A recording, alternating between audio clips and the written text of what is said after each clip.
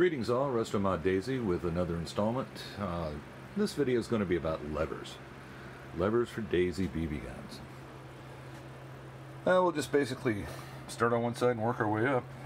Below you see metal levers for Daisy BB guns. Some old, some new, some custom made.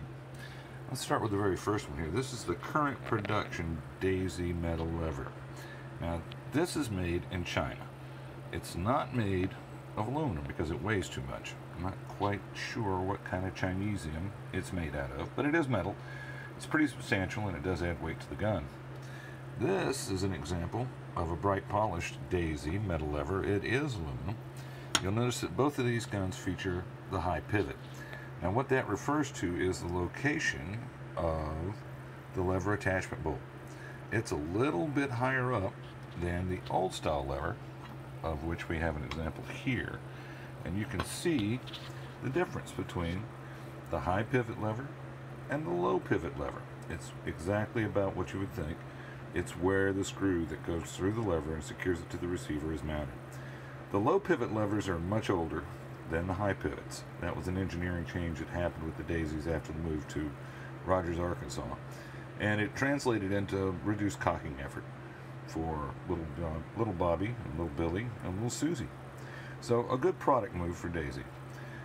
These older levers are hard to find. They are not current production items. You'll be hard pressed to locate one if you need one.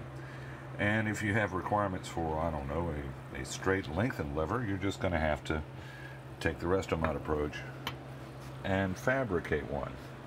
Now, the good thing about making levers for Daisies is that they're all pretty universal, 1/4 inch thick. So you can run down to the local big box store, buy yourself a piece of strap steel, 250 thick, a couple inches wide, and then make whatever you want to make.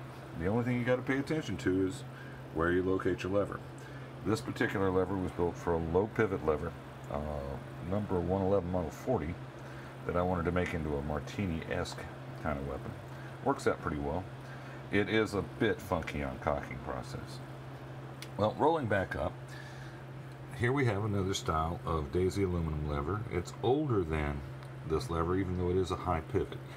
And you can tell the differentiation there because this lever has the word Daisy with the bullseye inside of the D, and the older lever says Daisy, but it's got the word Daisy sprayed across the bullseye, and guess where the eye's at? It's in the bullseye. So funny. Now here is another example of a fabricated lever made out of 250 thick billet steel, and it's got a little bitty button of wood on the end of it, fiddleback maple, to complement the rest of the woodwork. And it does make actuating the lever a little simpler. I don't know why I like taking the top of the bow out, but I really like Martini levers. Now, the last levers we'll review here in our survey are the current production plastic levers that all the modern guns have. Most of the levers you'll encounter in Daisy land will be curved because most of the guns you're going to run into are going to be Red Ryders. But on some guns, the Buck model, the 102s, the Model 10, you occasionally will see a straight lever.